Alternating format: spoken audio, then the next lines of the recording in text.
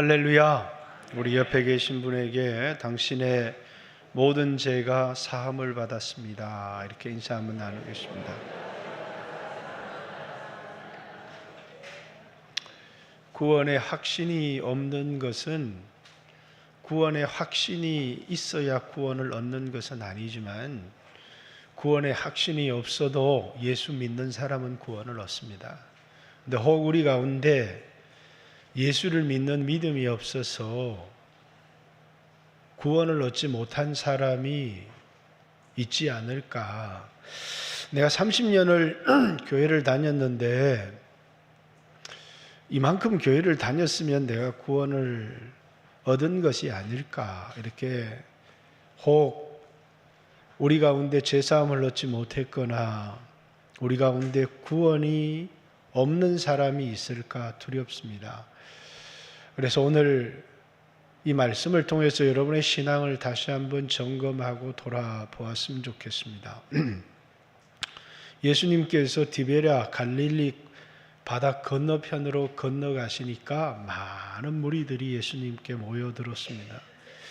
많은 무리들이 예수님께 모여든 이유는 예수님께서 행하시는, 병자에게 행하시는 표적을 보았기 때문에 많은 무리들이 예수님께 모였고, 예수님은 그들에게 오병이어의 표적을 행하셨습니다. 그러니까 그 많은 무리들이 예수님이 행하시는 오병이어의 표적을 보고 예수님을 억지로 붙들어서 자신들의 임금을 삼으려고 했습니다. 예수님을 자신들의 임금을 삼으려고 한 그 이유가 뭐냐면, 이분이 우리의 임금이 되면 육신의 배가 골품이 없겠다, 이런 생각이 들었기 때문에 예수님을 붙들어서 그래서 자신들의 임금을 삼으려고 했습니다. 거기 배 한 척이 있는 것을 보고 예수님이 제자들을 배에 태워서 이제 갈릴리 건너편 바다로 보내시고 예수님은 산에 홀로 기도하러 올라가셨습니다. 그들이 예수님을 억지로 붙들어서 임금을 삼으려는 줄 아시고 그들을 피해서 산에 기도하러 올라가셨는데, 밤 4경쯤 되어서 제자들이 풍랑 가운데 노젓는 것을 보시고 예수님이 무리를 걸어서, 그래서 이제 제자들의 배에 타니까 이제 건너편 가려던 곳에 평안하게 오게 되었습니다. 그 이튿날이 되니까 예수님의 표적을 본 사람들이 예수님을 막 찾기 시작하는 겁니다. 분명히 제자들은 건너갔는데 예수님은 건너가지 않았는데 아무리 찾아도 예수님이 없어서, 그래서 배를 타고 바다 건너편에 가서 거기서 예수님을 만납니다. 예수님에게 라피오 언제 여기 오셨습니까? 라피오 언제 여기 오셨습니까? 이렇게 물으니까 예수님이 너희가 나를 찾는 까닭은 표적을 본 까닭이 아니요 떡을 먹고 배부른 까닭이다, 이렇게 얘기합니다. 예수님이 행하신 표적은 예수님이 누구신지를 드러내는 겁니다.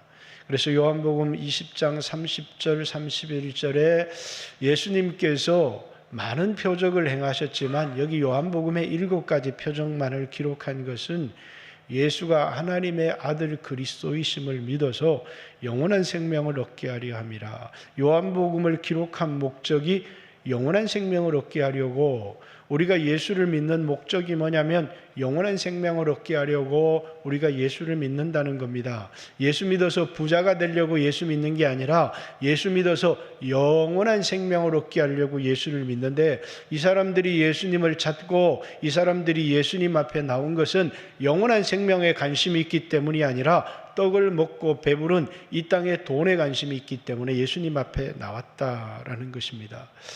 그리고 예수님이 그들을 향해서 썩을 양식을 위하여 일하지 말고 돈 위해서 살지 말고 영생하도록 있는 양식을 위해서 하라, 이렇게 요한복음 6장 27절에 얘기를 합니다. 그러니까 그 사람들이 우리가 어떻게 해야 하나님의 일을 하오리까 하니까 예수님이 나를 믿는 것이 하나님의 일이다. 그러니까 이 사람들이, 그러면 모세가 광야에서 떡을 주었는데 우리로 믿도록 하는 표적이 뭡니까? 모세가 그 이스라엘 우리 조상들에게 표적을 보여준 것처럼 우리에게도 표적을 보여주세요, 이렇게 예수님이 그들에게 이제 보여주겠다는 표적이 뭐냐면, 모세가 너희 조상들에게 준 그 떡을 먹은 사람도 죽었지만 내 피를 받아 마시고 내 살을 받아 먹는 자는 살리라. 내 피는 참된 양식이고 내 피는 참된 음료다.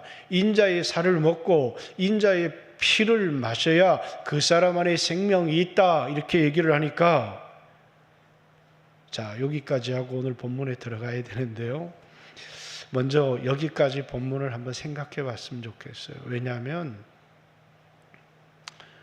얼마나 많은 사람들이 영생에 관심을 가진 게 아니라 이 땅에 돈에 관심을 가지고 신앙생활하는 사람들이 많은지 몰라요.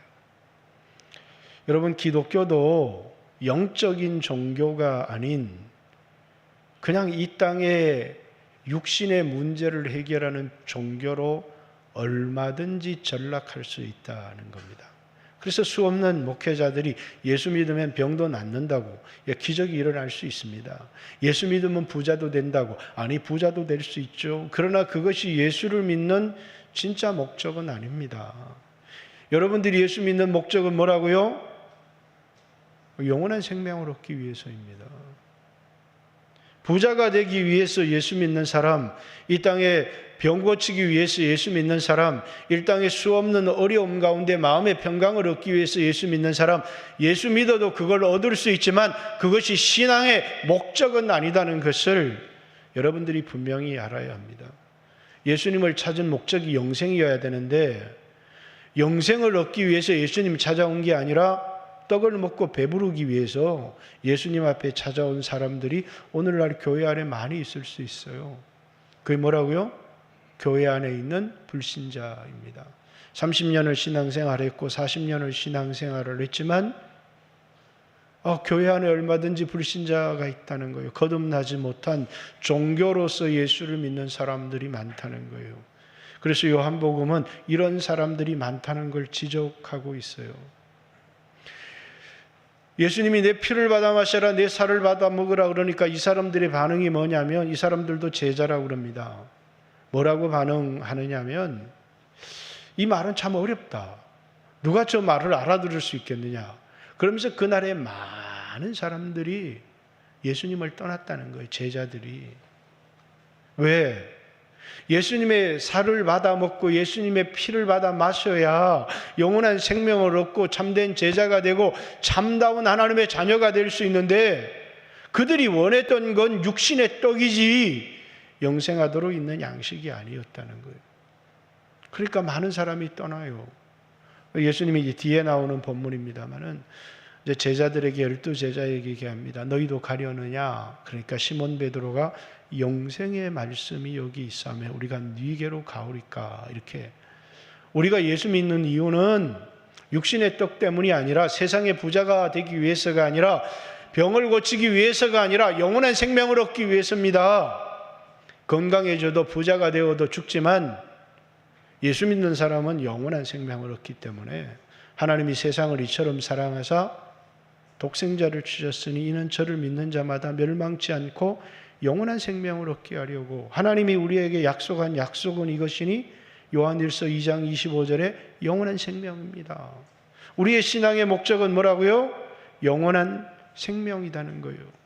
근데 신앙생활하면서 영원한 생명에 관심이 없는 사람들이 너무 많다는 거예요. 신앙생활하면서 그저 이 땅에서 내가 평안했으면 좋겠고, 그저 이 땅에서 내가 부자가 됐으면 좋겠다 싶어 예수 믿는 사람들이 얼마나 많느냐는 거예요. 근데 예수를 믿는다고 하는 겁니다. 그런데 그 믿음이 참다운 믿음인지를 돌아보아야 되는 거예요. 그래서 오늘 이 사람들이 예수님 앞에, 그리고 예수님에게 질문을 한 것이 아니라 자기들끼리 수군수군하며 다투면서 하는 말이, 이 사람이 어찌 자신의 살을 우리에게 주어 먹게 하겠느냐. 이 사람이 어떻게 자기 살을 주어 우리로 먹게 하겠느냐. 또 우리가 무슨 식인종인가? 라고. 이 똑같은 말씀이 어디에 나와 있느냐면 요한복음 3장 4절에 이것이 가능한 일인가? 라고 하는 헬라어로 기록되어 있어요. 니고데모에게 예수님이 뭡니까? 두 번 태어나지 않으면, 거듭나지 않으면 하나님의 나라에 들어갈 수가 없다. 이렇게 얘기하니까 니고데모가 사람이 늙으면 어떻게 다시 태어날 수 있습니까? 어머니 뱃속에 들어갔다가 나오라는 겁니까? 이것이 어떻게 가능한 일입니까? 똑같은 문장으로 되어 있어요. 그것이 가능한 일입니까? 사람이 늙으면 두 번 태어나는 것이 가능한 일입니까?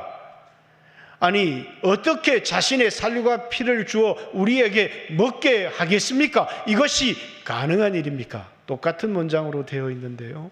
이것은 뭐냐면 우리에게 중생과 거듭남의 이야기를 우리에게 소개하려고 하는 겁니다.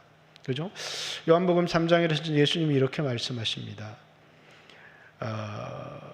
사람이 물과 성령으로 거듭나지 아니하면, 두 번 태어나야 된다는 거예요. 하나는 자연적인 출생이 있어야 되고 하나는 영적인 출생이 있어야 된다라는 겁니다.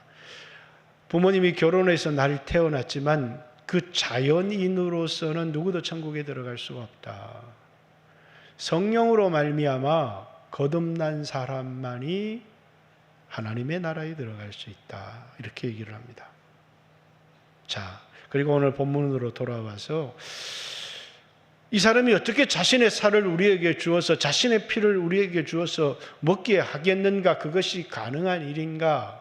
그랬더니 예수님이 어떻게 예수님의 살과 예수님의 피를 마시는지는 구체적으로 얘기하지 않으셨어요. 그런데 뭐라고 얘기를 하셨느냐면, 인자의 살을 먹고 인자의 피를 마시지 않는 사람은 그 안에 생명이 없다. 그 안에 생명이 없다. 내 살을 먹고 내 피를 마시는 자는 영생을 가졌고 마지막 날에 내가 그 사람을 다시 살리리라.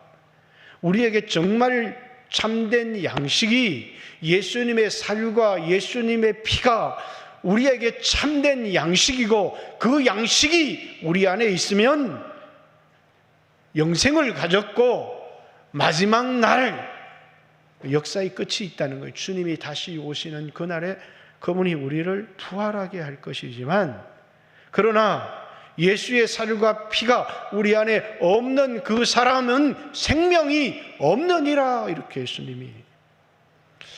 우리가 예수님의 살과 피를 어떻게 먹어요? 그죠? 오늘 예수님의 살과 피를 기념하는 성찬을 합니다. 여러분, 이 빵을 먹으면 예수님의 살을 먹는 거고, 이 포도주를 마시면 예수님의 피를 마시는 겁니까? 이건 예수님의 살과 예수님 피가 아닙니다. 예수님의 살과 예수님의 피를 기억하도록 하는, 기념하도록 하는 것이지, 이것이 예수님의 살이 되고 이게 예수님의 피는 아닙니다. 가톨릭은 이걸 먹는 순간에 이것이 예수님의 살로 바뀐다고 얘기를 합니다. 그걸 화채설이라고 합니다. 루터교회는 이 안에 예수님의 살과 피가 함께 있다고 공제설을 주장합니다. 그러나 우리 개신교는 이 성찬을 한다고 해서 예수님의 살과 피를 마시는 것이 아니라 예수님이 나를 위하여 흘리신 그 피와 나를 위하여 찢으신 그 살을 뭡니까? 기억하고 기념하도록 이것을 행하는 것이다. 그래서 예수님이 이를 행하여 나를 기념하라 이렇게 말씀하셨다는 거예요. 뭐 하기 위해서 하는 거라고요? 기념하기 위해서 하는 거예요. 하나님이 인간에게 두 가지 양식을 주셨어요. 하나는 떡을 주셨어요. 떡을. 그래서 예수님이 사람이 떡으로만 살 게 아니라 자연인들은 떡으로만 산다고 생각을 해요. 그러나 거듭난 사람은 떡으로만 인간이 충분한 게 아니라 떡도 필요하지만 하나님 말씀으로 살아간다는 것입니다. 그래서 인간을 지으시고 하나님이 씨 맺는 채소를 양식으로 주셨어요. 그 이후에 노아의 홍수 이후에는 피채 먹지 말라 고기도 양식으로 주셨어요. 그래서 우리는 야채도 먹고 우리는 고기도 먹고 그렇습니다. 근데 그것만 먹는다고 우리가 살 수 있는 것은 아니다는 겁니다. 그 인간에게 선악을 알게 하는 나무의 실과를 먹지 말라. 먹는 날에는 반드시 정령 죽으리라. 이렇게 말씀하심을 통해서 뭘 또 양식으로 주셨다고요? 말씀을 우리에게 양식으로 주셨어요. 그 말씀을 다른 말로 요한복음에는 계명이라고 말합니다. 계명을 우리에게 양식으로 주셨다 그 말입니다. 그러니까 우리에게 양식은, 육체는 떡을 먹고 살지만 떡을 계속 먹는다고 해서 육체가 계속 살아가는 건 아닙니다. 영혼은 하나님 말씀을 먹고 살아요. 말씀을 어떻게 먹어요? 구약 성경에는 예표처럼 두루마기를 막 먹기도 하고, 그러나 그것은 말씀을 먹는다는 걸 의미하는 게 아니에요. 말씀을 먹는다는 것, 말씀을 어떻게 먹어요? 말씀은, 머릿속에 있는 말씀은 먹을 수가 없어요. 이 머릿속에 있는 말씀을 깊이 생각하고 묵상하면서 그 말씀이 깨달아지고, 그 어떻게 깨달아지느냐? 성령의 비추심을 통하여 깨달아지는 거예요. 말씀은 어떻게 먹느냐? 성령이 깨닫게 하실 때 그 말씀이 내 마음에 내려가서 내 마음에 힘이 되어지기 시작하는 거예요. 그죠? 그래서 상황은 어렵고 힘든데 하나님이 말씀을 주시면 그 말씀이 나를 붙들어주고 내 마음의 두려움이 사라지고 마음에 힘이 솟기 시작하면서 그 말씀이 내 영혼에, 내 마음에 힘이 되기 시작하는 거예요. 어려움을 겪을 때 하나님이 말씀을 주시더라는 거예요. 위경 가운데 있을 때 기도하니까 하나님이 말씀을 우리 가운데 보내주시더라는 거예요. 그 말씀을 딱 먹었더니 그 말씀이 우리를 살리더라는 거예요. 저도 수없는 위기를 처해봤습니다마는, 종아, 시험에 들지 말고 은혜를 받아라. 그렇게 하나님이 말씀하시니까 그 말씀을 마음에 믿고 딱 붙드니까 마음의 두려움이 사라지더라는 거예요. 아, 하나님이 일하고 계시는구나. 지금 내 눈에는 막 수없는 분란과 어려움이 있지만 하나님이 지금 일하고 계시는구나 라고 하는 걸 하나님이 주신 말씀을 통해서 알 수 있더라는 거예요. 말씀을 딱 마음에 붙들었다는 거예요. 우리 예수 믿는 사람들은 그렇게 살아가는 거예요. 예수 믿는다고 뭐 사고가 안 나는 게 아니에요. 사고가 납니다. 예수 믿는다고 병이 안 걸렸으면 좋겠지만 병이 걸려요. 예수 믿는다고 위기가 안 오면 좋겠지만 예수 믿는 사람에게도 위기가 옵니다. 그때 하나님 앞에 기도하니까 하나님이 말씀을 주시는 거예요.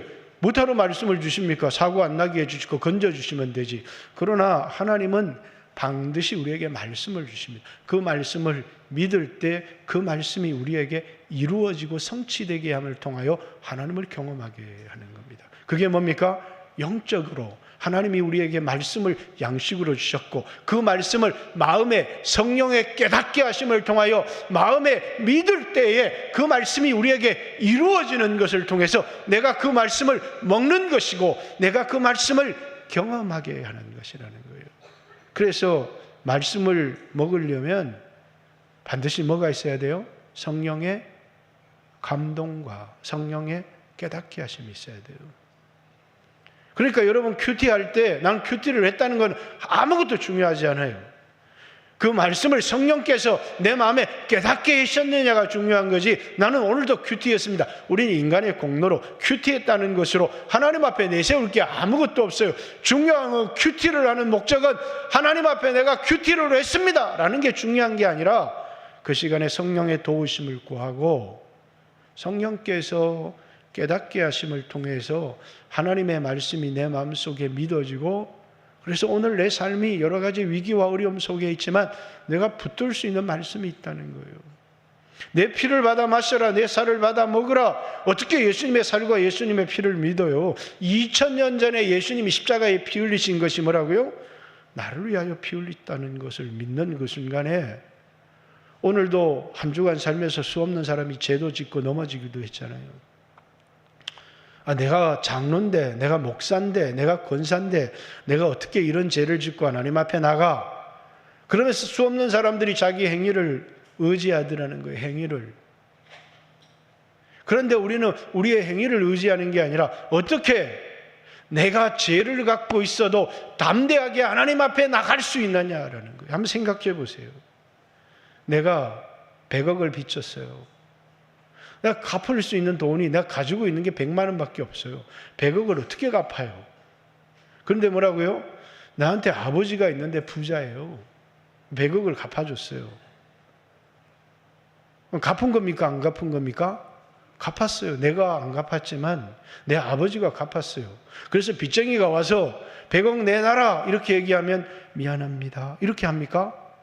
아니잖아요. 뭐라고 얘기합니까? 갚았잖아. 너 언제 내 아버지가 갚았잖아 대신.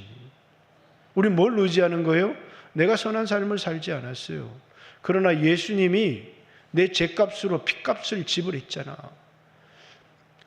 예수님이 피 흘리셨다고요. 나를 위해서. 내가 지은 죄 때문에 그 죄값으로 피값을 지불하고 사셨다고요. 그래서 여러분과 저를 피값 주고 산 교회라고 말하는 거예요.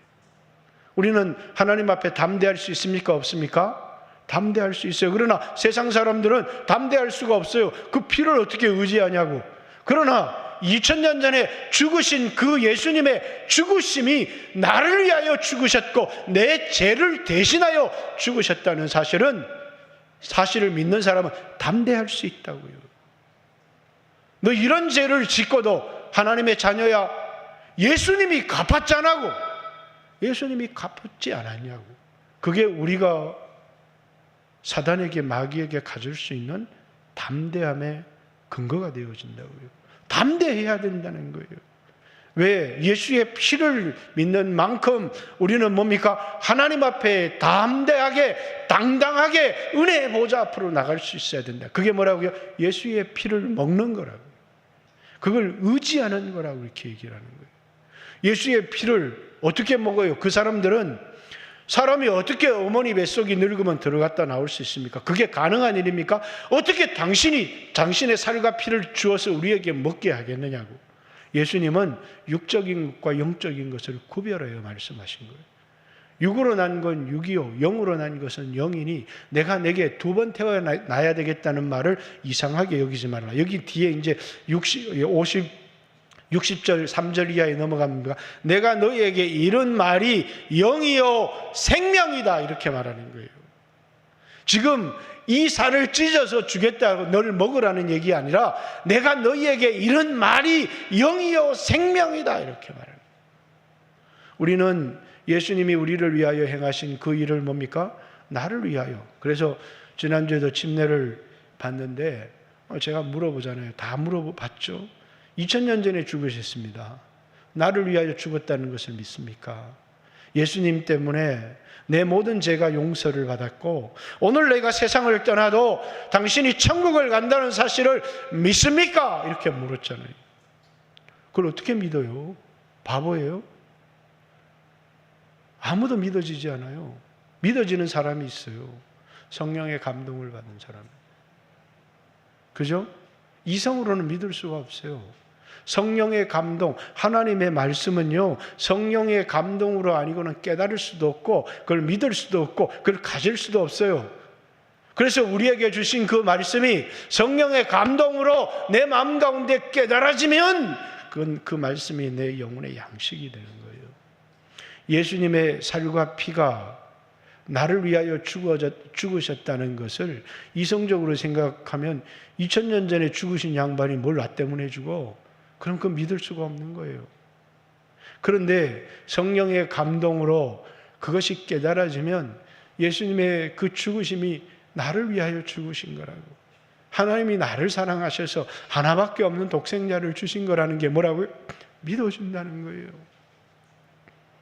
그 말이 뭐냐면 예수님의 살과 피를 먹고 마셔라 그 말이에요.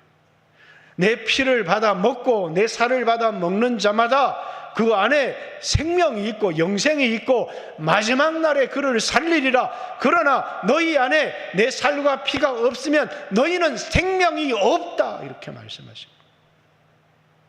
우리가 아무리 많은 돈을 벌고 좋은 약들을 먹는다고 우리에게 생명이 있는 게 아니라 또 우리가 수없는 선한 행위를 하고 다른 사람을 위하여 봉사하는 삶을 산다고 해서 우리 안에 영생이 생기는 것이 아니라 오직 영생은 내 안에 예수님의 살과 피가 내 마음속에 있느냐는 거예요. 그걸 의지하는 믿음이 우리에게 있느냐.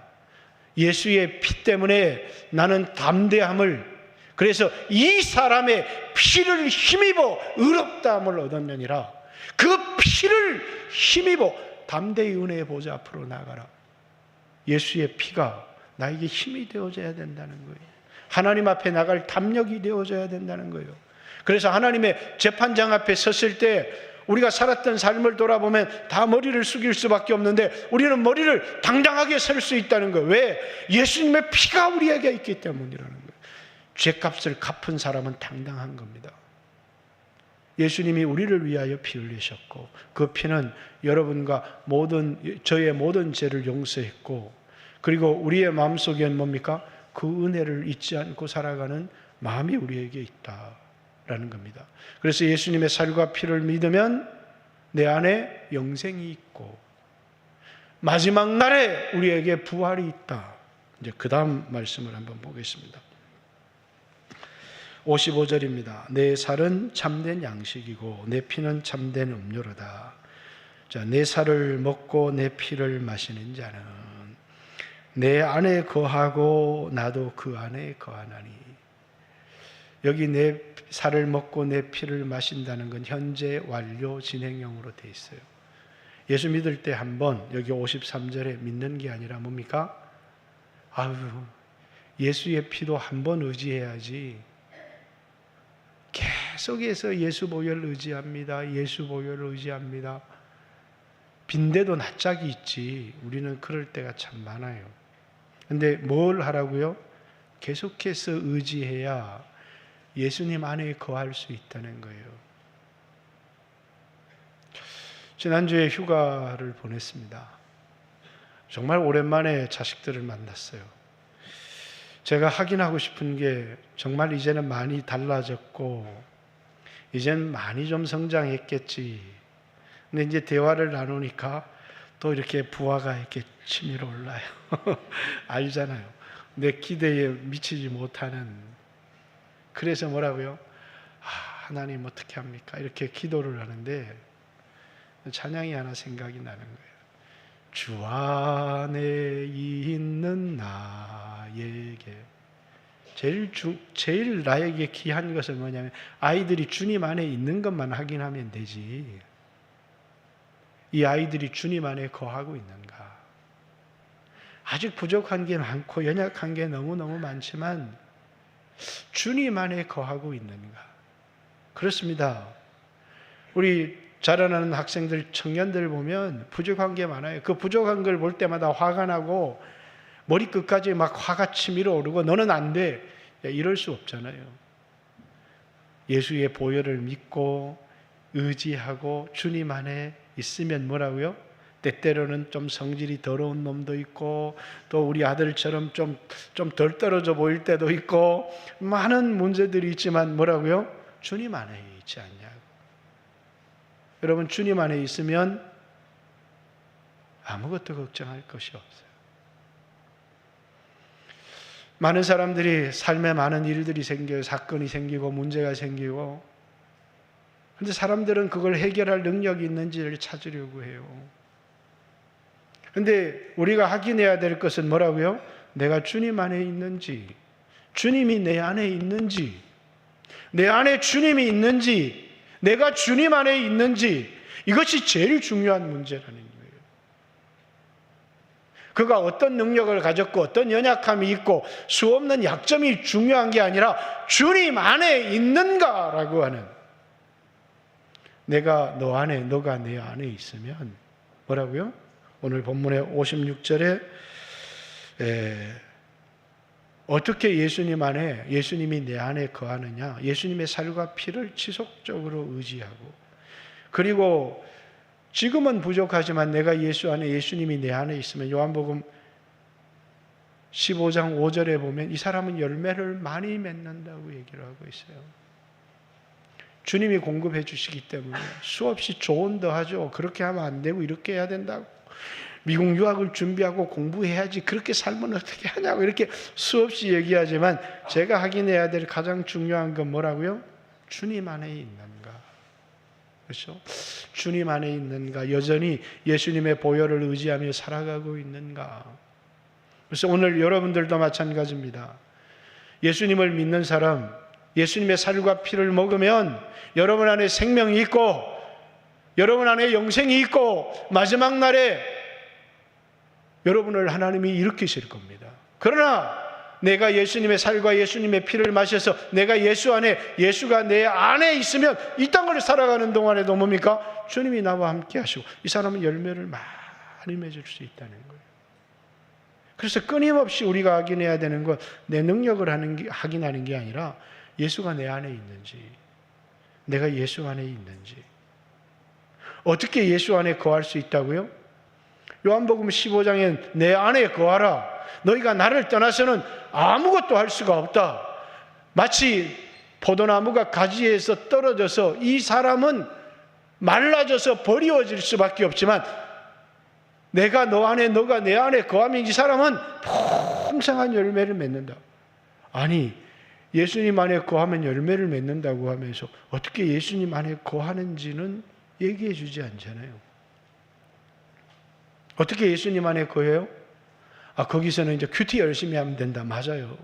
그렇지만 제일 중요한 건 예수님의 살과 피를 매일매일 의지해야 된다는 거예요. 예수 믿을 때 한 번 말고 우리 자신의 힘으로 살려고 하면 안 되고 우리의 의로 살려고 하면 안 되고 날마다 넘어질 때마다 실수할 때마다 예수님의 살과 피를 의지해야 그 사람이 내 안에 거하는 사람이고 나도 그 안에 거하니. 이 사람은 뭐 한다는 거예요? 산다는 거예요. 내가 아버지의 안에 있어서 아버지를 인하여 내가 사는 것처럼. 내가 힘이 있어서 사는 게 아니라 내가 아버지 주신 힘으로 살아갑니다 하는 것처럼 내 안에 거하는 그 사람은 나로 말미암아 살리라 이렇게 얘기하는 거예요. 내가 왜 산다고요? 예수 때문에 산다고요. 이 말은 이런 말과 같은 말이에요. 창세기 39장 5절에 요셉은 대단한 사람이에요. 근데 보디발은 엉망인 인간이에요. 근데 하나님 보디발의 집에 복을 주었어요. 누구 때문에요? 누구 때문에요? 요셉을 인하여 보디발의 모든 소유의 복을 주시니라. 하나님이 우리에게 복을 주시는데 나 때문에 복을 주시는 게 아니라 뭐 때문에요? 예수님 때문에 나에게 복을 주신다는 거예요. 예수를 인하여서 내가 살리라 그 말입니다.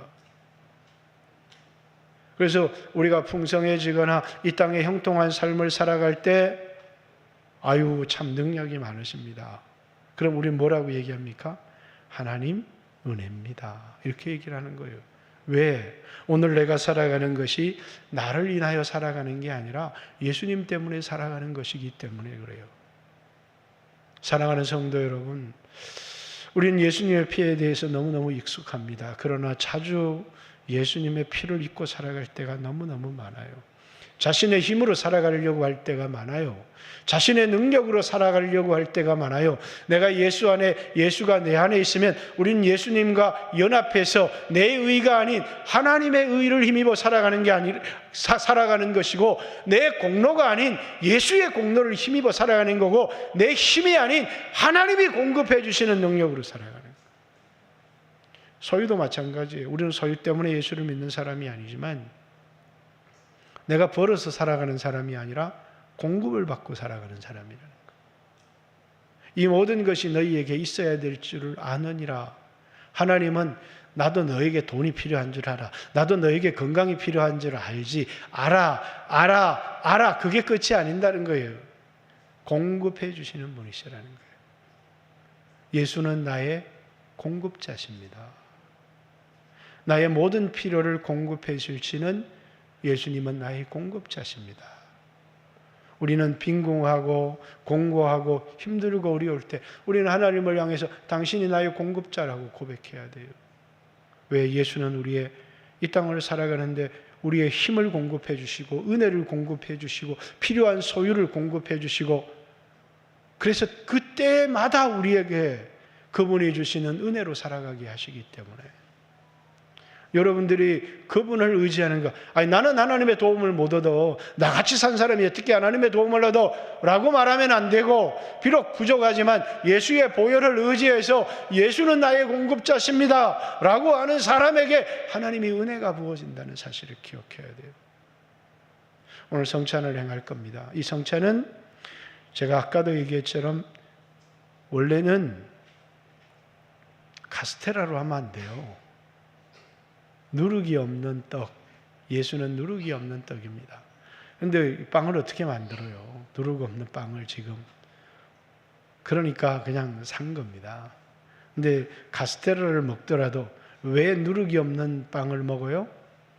세상의 교훈을 따르지 않고 우린 예수님의 교훈을 따른다는 거예요. 이 누룩, 바리새인들의 누룩을 주의해라. 그 말은 세상의 교훈을 얘기하는 거예요. 우리는 세상의 교훈을 따르는 게 아니라 예수님 말씀을 따라 살아가는 사람들이에요. 뿐만 아니라 왜 한 덩어리의 떡을, 아니 이번에 보니까 우리 성도들이 늘어났으니까 저번에 보니까 떡이 부족해서 목사님 떡을 더 맞춰야 되겠다고. 그럼 두 덩어리 맞추면 좋은데 돈이 아까워서 두 덩어리를 맞추는 게 아니라 한 덩어리를 맞춰요. 왜? 우리는 한 몸이니까. 예수님이 뭐라고요? 이 떡을 내 살이다, 내 몸이다 얘기했기 때문에. 그래서 오늘 장로님들이 나눌 때 이뻐 보이는 분은 크게 떼어주시고, 이렇게 좀 불쾌한 분들은 이제 조금만 떼어주고, 이렇게 모든 분들에게 조금만 떼어주셔도 됩니다. 많이 떼어주지 않아도 예수님의 살과 예수님의 피가 우리 안에, 이것이 예수님의 살과 피라면 서로 많이 받기를 원하겠지만 이건 뭘 하는 거라고요? 그걸 기념하기 위한 거라는 거예요. 무슨 말인지 아셨죠? 이건 예수님이 우리를 위해서 흘리신 살과 피를 하나님이 기념하도록 하셨어요. 왜 기념하는 이런 의식을 만들었을까요? 개톨릭에는 수없는 의식이 있어요. 칠성례라고 하는 성례전이 너무 많아요. 그러나 기독교에는 딱 두 가지 성례전밖에 없어요. 하나는 성찬이고 하나는 침례입니다. 그런데 하나님이 왜 이걸 잡히시기 전에 이걸 제정해 주셨느냐? 왜요? 잊지 말라. 다 잊어도 되는데 우리 어르신들 이제 나이가 들면 치매도 오시고 하잖아요. 다 잊어도 돼요. 자식 이름을 잊어도 돼요. 우리 장인도 돌아가실 때 보니까 우리 집사람 이름을 기억을 못해요. 다 잊어도 좋아요. 그런데 뭐는 기억하더라고요? 예수님만 기억하더라는 거예요. 왜 예수님이 이걸 기념해 주셨느냐면 잊지 말라고. 잊지 말라고. 다 잊어도 좋은데 예수님의 공로만큼은 잊지 말고 살아가라고. 은혜에 강한 사람이 되라고.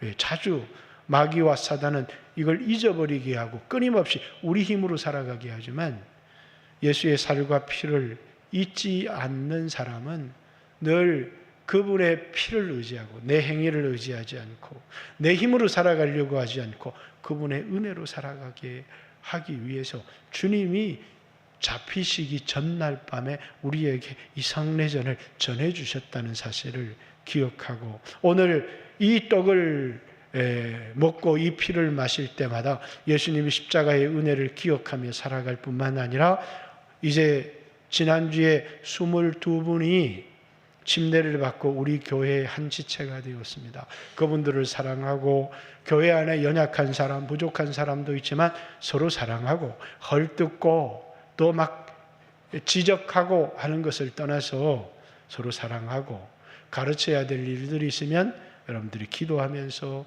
권면하고 가르치고 그래서 서로 사랑하는 귀한 성도들이 되시기를 주님의 이름으로 축복합니다. 같이 한번 주여 하시고 하나님 앞에 한번 기도하겠습니다. 예수 보혈을 의지합니다. 그리고 이 피 때문에 여러분 안에 영원한 생명이 있다는 거, 이거 얼마나 감사한 일이에요. 나는 이 땅의 수조 원의 돈과 영원한 생명은 결코 바꿀 수 없다고 생각해요. 예수님의 십자가의 죽으심을 통해서 여러분에게 준 하나님의 선물이 영원한 생명입니다. 그걸 잊지 말라고. 그걸 잊지 말라고. 이 땅에 썩을 양식을 위하여 살지 말고 영생하도록 있는 양식을 위해서 살아가. 오늘도 예수 보혈을 의지합니다. 그리고 담대히 하나님 앞에 나갔으면 좋겠습니다. 2, 3분만 같이 한번 하나님 앞에 기도합니다. 기도드리겠습니다. 주여